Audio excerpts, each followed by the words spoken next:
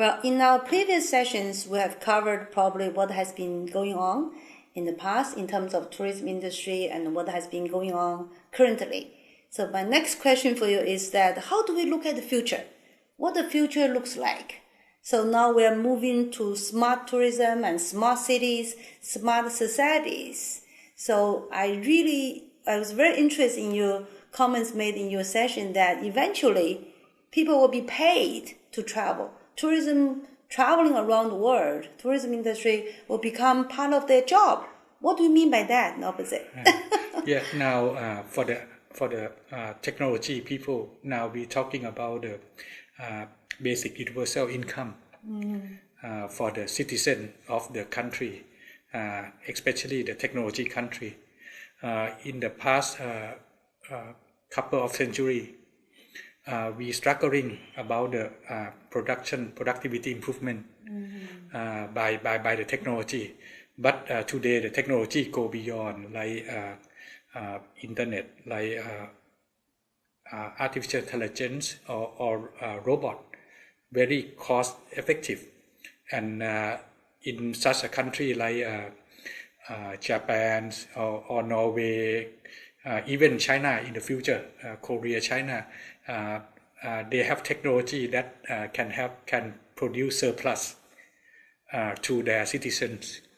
And in the future, the social securities, the social benefit become more and more, and the technology should pay more tax. Technology will pay tax. What do you mean? The robot will pay tax just like any one of us? The owner of the robot need to pay more tax if they use robot rather than human labor. Because they take away human jobs. And they also have much more productivity. They need to pay more tax. That's a very interesting observation. Today even technology leader like Mark Zuckerberg, Elon Musk, or Bill Gates talking about that technology not replace human, but in the future they pay us. Wow. They pay us the surplus. What is your view on this? Well, it's a very innovative idea, and I must admit I hadn't thought about it before.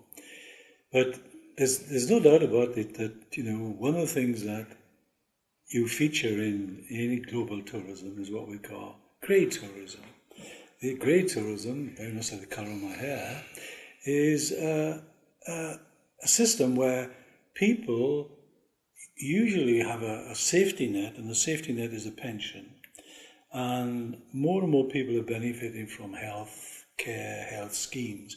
So you get this phenomena, then in many countries you find that people are living longer and they have more disposable income, and of course they have time.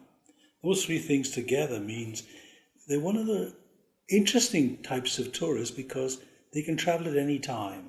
So you don't have to worry about school holidays or children. They've normally gone out of the nest.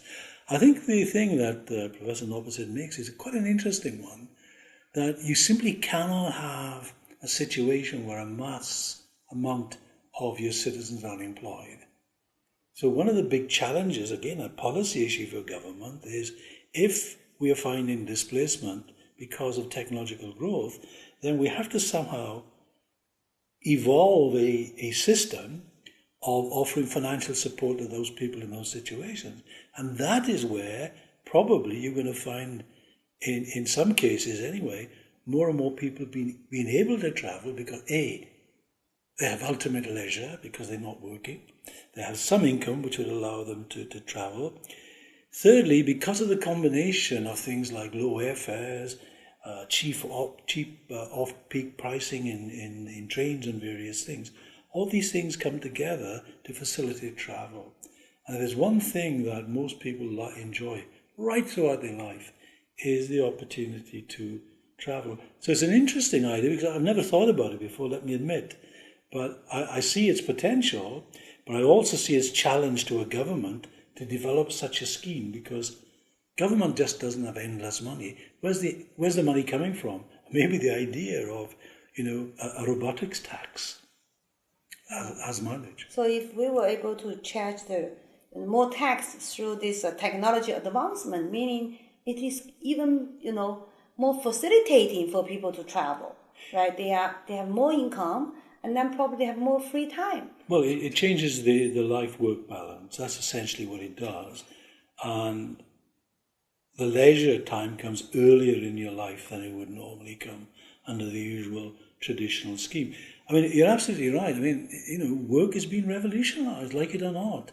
And it's going to have benefits and it's going to have disbenefits. Very good. So we'll see. We'll get probably some more money from Robert, and then we'll travel more, and then we'll be, even more happier. I hope the whole society and the whole, world will be traveling more then. Well, it's an interesting case to be unemployed and happy. Yes.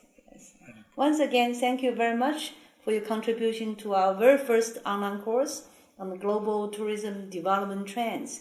We covered in the past, we covered in current, we even covered what will happen in the future. Thank you very much. Thank you for your questions.